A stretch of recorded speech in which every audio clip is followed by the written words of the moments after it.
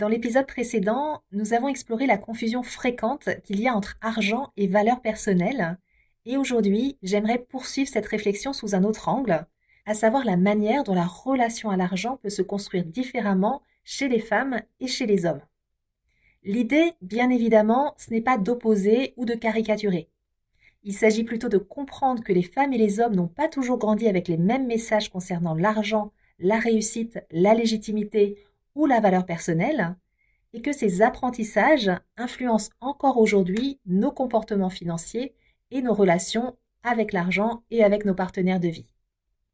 Mettre ces différences en lumière permet de mieux se comprendre, de mieux communiquer et souvent de se libérer de certaines croyances qui ne nous appartiennent pas vraiment.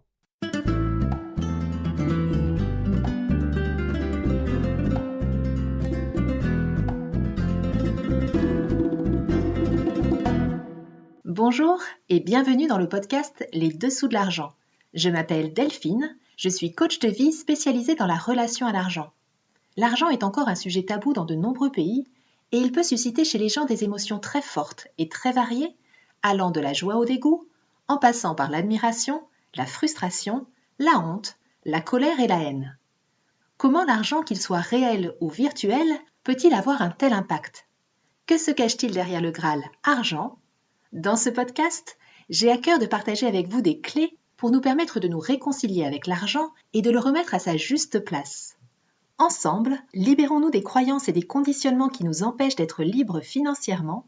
Ensemble, reprenons notre pouvoir personnel sur l'argent et exprimons notre plein potentiel au service du monde que nous désirons co-créer. Chez beaucoup de femmes, la valeur personnelle s'est historiquement construite autour du lien, autour du soin et de la disponibilité à l'autre, autour du fait d'être utile, d'être présente, d'être aimante. Et la reconnaissance et la légitimité se sont longtemps gagnées par le don. Être appréciée ou aimée passait davantage par ce que les femmes donnaient plutôt que parce qu'elles osaient demander. Et dans ce cadre, désirer de l'argent et plus encore le réclamer a parfois été perçu comme déplacé, indélicat, voire moralement suspect ou incorrect. Donc les femmes, elles ont souvent appris que demander, qu'il s'agisse d'une augmentation, d'une juste rémunération ou d'un prix plus élevé si elles sont accompagnantes ou entrepreneurs, ou même se mettre en avant, pouvait déranger et être risqué relationnellement ou symboliquement. Alors au lieu de réclamer, elles ont misé sur le don en donnant de leur temps, de leur énergie et de l'attention. Sans rentrer dans des généralités, les femmes ont souvent tendance à beaucoup s'investir dans ce qu'elles font, souvent au-delà de ce qui est raisonnable, et elles ont aussi tendance à donner sans compter, avec l'espoir implicite que leur valeur sera vue sans avoir à être nommée, que la reconnaissance, y compris la reconnaissance financière, viendra d'elle-même, et que la relation, que ce soit avec un client, que ce soit avec un employeur ou un partenaire de vie, leur offrira sécurité et validation. Ce n'est pas une stratégie consciente du type « je travaille plus pour gagner plus », c'est plutôt « si je suis assez engagée, si je suis assez loyale, assez dévouée, alors je serai reconnue et en sécurité, je ne serai pas rejetée ». Mais au moment de recevoir, il y a quelque chose qui peut se crisper en elle. Recevoir de l'argent peut réveiller une gêne diffuse, réveiller une culpabilité, comme si cela venait contredire cette identité construite autour du don. Comme s'il fallait encore prouver, encore mériter, encore justifier sa place. Et dans ce contexte, on voit que l'argent n'est plus neutre.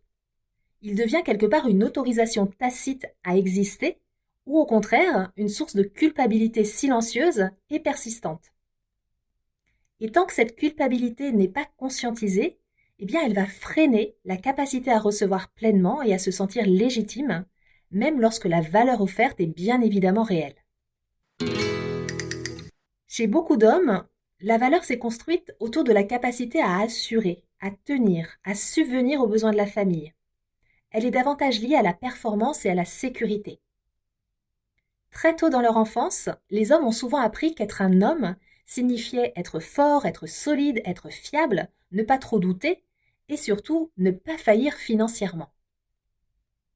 L'argent représente souvent pour eux bien plus qu'un moyen de subsistance.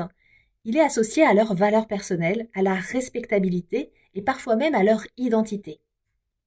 Gagner de l'argent, réussir financièrement et matériellement sont perçus comme des preuves qu'ils sont à la hauteur.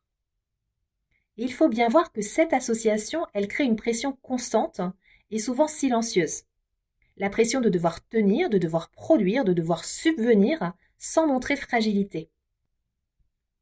Tant que les choses vont bien, que l'équilibre semble assuré, la reconnaissance est là, et le sentiment de légitimité se maintient, mais lorsque les revenus baissent, qu'un projet échoue ou que l'insécurité financière apparaît, ce n'est pas seulement l'argent qui va vaciller, c'est l'estime de soi qui va être touchée.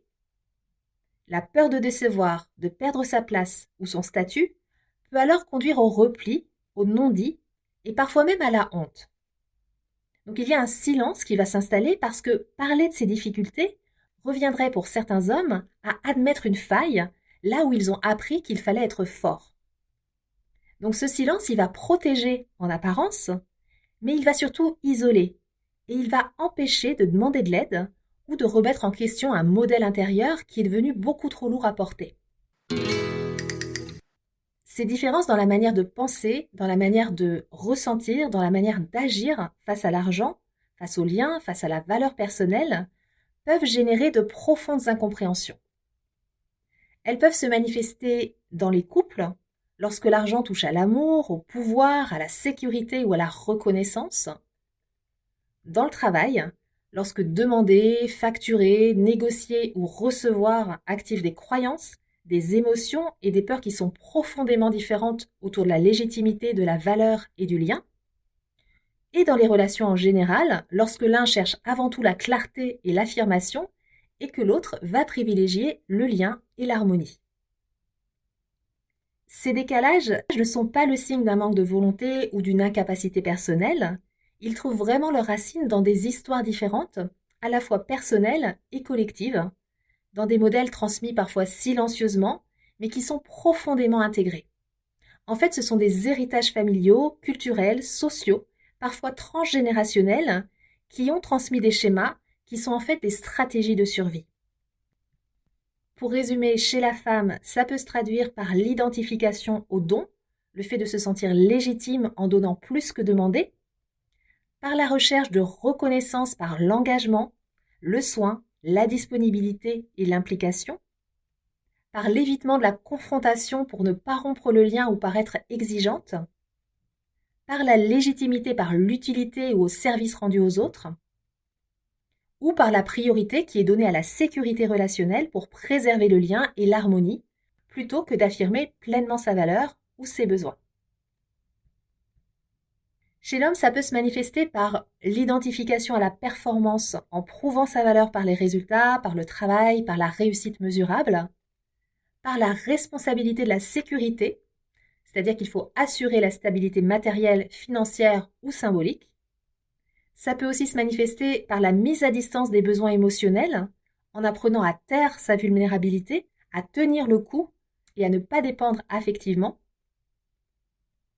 par la confusion entre valeur et utilité économique, c'est-à-dire le fait de se sentir exister à travers ce que l'on rapporte, ce que l'on gagne, vraiment ce que l'on apporte concrètement, ou par la peur de l'échec, qui peut parfois être vécu comme une perte d'identité ou une remise en cause profonde de sa valeur personnelle. Tout cela, ce sont des stratégies d'adaptation, des manières de survivre, de rester en lien et de trouver sa place. Pouvoir les voir, pouvoir les nommer, les reconnaître, c'est déjà commencer à s'en libérer. En fait, c'est créer un espace de choix là où il n'y avait que de l'automatisme. Et c'est aussi ouvrir la possibilité de relations plus conscientes et d'un rapport à l'argent et à soi beaucoup plus serein et beaucoup plus équilibré. En complément à cet épisode, je t'invite à écouter ou à réécouter les épisodes 12, 13 et 14 du podcast Les Dessous de l'argent qui abordent la question de l'argent dans le couple et comment les femmes ont tardivement accédé au travail rémunéré et à l'autonomie financière et comment ça continue d'influencer en profondeur leur rapport à l'argent, leur rapport à la légitimité et au fait de recevoir. Comme nous venons de le voir, les différences entre les hommes et les femmes par rapport à l'argent révèlent souvent des tendances historiques et culturelles. Les hommes ont été encouragés à agir, à réussir, à prendre en charge financièrement, alors que les femmes ont appris à entretenir le lien, à donner et à rester discrètes dans leurs demandes. Ce que j'ai décrit, ça concerne des tendances majoritaires et pas des règles.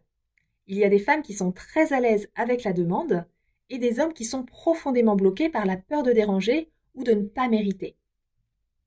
Mais ces tendances ne sont qu'un premier niveau de lecture. En regardant plus en profondeur, il apparaît que ce qui se joue dépasse la question du genre. En fait, il s'agit plutôt d'équilibre intérieur, c'est-à-dire des parts différentes de nous-mêmes, souvent décrites comme le féminin et le masculin psychique ou énergétique, le yin et le yang, l'un qui structure, qui décide et qui agit, l'autre qui reçoit, qui ressent et qui relie. Il faut savoir que nous portons toutes et tous les deux polarités en nous, que nous soyons une femme ou un homme. Et comprendre ces polarités va nous permettre de mieux saisir pourquoi certaines attitudes face à l'argent ou à la valeur personnelle se répètent, et surtout comment s'en libérer pour retrouver un équilibre. Le féminin psychique, il est caractérisé par une manière d'être au monde centrée sur le lien et la relation. Il privilégie l'écoute, l'accueil de ce qui est, la capacité à ressentir finement les émotions, à la fois les siennes et celles des autres. Il est associé à la réceptivité, à l'intuition, à une sensibilité aux ambiances, aux non-dits, aux mouvements subtils. Et le féminin psychique, il cherche naturellement l'harmonie, la cohésion et la continuité du lien. Lorsqu'il est très présent ou insuffisamment équilibré par le masculin psychique, il peut s'accompagner d'une peur de déranger, d'une tendance à s'effacer, à se suradapter ou à éviter le conflit par crainte de rompre la relation. Et le besoin de sécurité relationnelle peut alors prendre le pas sur l'affirmation de soi. Le masculin psychique, lui, est tourné vers l'action, vers la mise en mouvement. Il permet de se positionner, de dire « je », de prendre une direction et de poser des limites claires. Il est vraiment lié à la capacité de séparation, c'est-à-dire à la capacité de se différencier de l'autre, de décider par soi-même et d'accepter qu'un choix implique parfois une rupture ou un renoncement. C'est vraiment lui qui rend possible le fait de demander, de trancher, d'assumer ses décisions et leurs conséquences. Lorsque le masculin psychique domine sans le féminin psychique, il peut devenir rigide, il peut devenir autoritaire ou coupé de la dimension émotionnelle et relationnelle. Et je répète que chaque personne a les deux polarités en elle. Et selon son histoire, selon son éducation, selon ses blessures, l'une des deux polarités peut être surinvestie et l'autre inhibée. Donc pour synthétiser, le féminin psychique permet de rester en lien, d'être sensible et ajusté. Le masculin psychique permet lui d'exister pleinement, de se respecter et d'agir dans le monde. Et aucun n'est supérieur à l'autre. C'est vraiment ensemble qu'ils créent une dynamique intérieure qui permet à la fois de ressentir, de décider, d'accueillir, de poser des limites et d'être en relation sans se perdre. C'est vraiment ensemble qu'ils vont créer la vie, qu'ils vont créer l'abondance, qu'ils vont créer la richesse. En fait, c'est une danse harmonieuse entre le principe féminin et le principe masculin. Pourquoi c'est essentiel de comprendre ça pour parler d'argent ? Parce que notre relation à l'argent, elle est profondément liée à l'équilibre entre notre féminin et notre masculin intérieur. Faire circuler l'argent mobilise nécessairement le masculin psychique, parce que c'est lui qui permet de poser une demande, de déterminer un prix, de fixer un cadre clair, de dire « ceci a telle valeur et voilà ce que je demande en échange ». Et demander de l'argent implique une prise de position, une affirmation de soi et aussi l'acceptation qu'un non soit possible. Sans ce masculin psychique intégré, la personne, elle peut sous-facturer, elle peut hésiter à demander, elle peut même s'excuser de faire payer ou rester dans le flou par peur de perdre le lien ou d'être rejetée. Et cette circulation d'argent ne peut pas se faire non plus sans le féminin psychique qui permet de recevoir. Parce que recevoir de l'argent suppose une capacité à accueillir, à intégrer ce qui est donné, à se sentir digne sans se justifier, sans se crisper ou se couper de ses ressentis.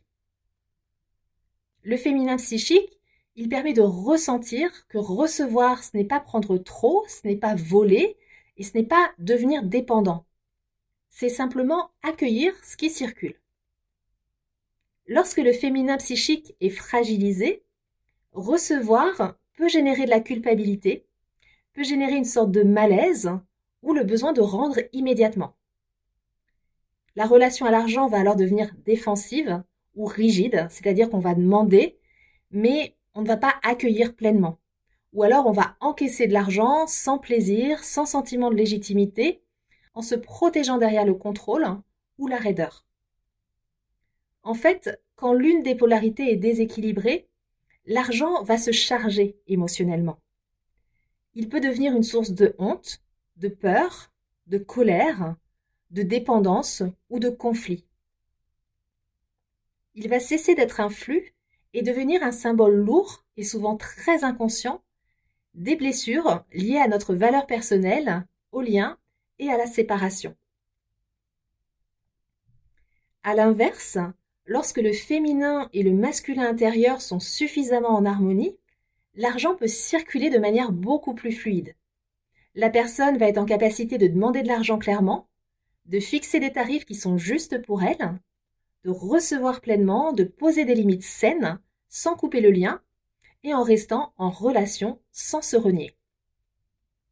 À ce moment-là, l'argent va circuler de manière consciente et équilibrée, plutôt que comme une source de tension ou de culpabilité.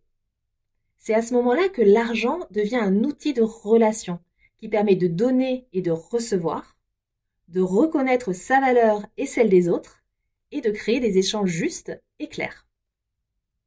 L'argent n'est plus un symbole chargé de peur, de jugement ou de manque, ça devient un vecteur de lien, un vecteur de liberté qui facilite les choix, qui soutient les projets et qui ouvre des possibilités de partage et de coopération.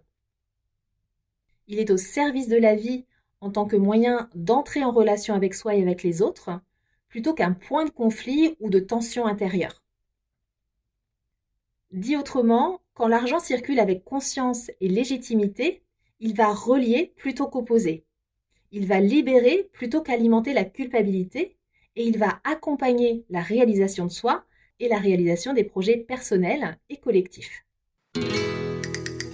Avant de terminer cet épisode, j'aimerais te partager un dernier point. Il y a une différence biologique importante entre les femmes et les hommes. Et cette différence, elle influence la manière de générer de l'argent. Aujourd'hui, il y a beaucoup de femmes, notamment des entrepreneurs, qui sont encouragées à gagner de l'argent à la manière dite masculine, c'est-à-dire vite, sous pression, en misant sur la performance constante. Mais le corps féminin, il fonctionne différemment. Il suit un rythme cyclique d'environ 28 jours et il est régulé par l'ocytocine, qui est l'hormone de l'amour, de la connexion, de la présence et de la confiance. Le corps masculin, lui, il suit un rythme de 24 heures et il est stimulé par la dopamine et la testostérone. Et ça, c'est adapté aux efforts soutenus et à la performance continue. Et en fait, ce qui se passe, c'est qu'imiter le modèle masculin, ça peut fonctionner, mais sur le long terme, ça finit souvent par épuiser le corps et le psychisme féminin. Donc en tant que femme, si tu as l'impression de générer de l'argent à la manière dite masculine, je t'invite vraiment à observer tes fonctionnements et à voir comment peut-être tu peux commencer à réadapter ta manière de générer de l'argent à ton cycle féminin. Cet épisode arrive à sa fin. J'espère qu'il t'a apporté de la valeur. Comme d'habitude, je t'invite à le partager autour de toi et à lui mettre une jolie note sur les plateformes de podcast et sur ma chaîne YouTube. Cela aide vraiment à donner de la visibilité à ce podcast. Je t'en remercie par avance et je te dis à très bientôt pour le prochain épisode.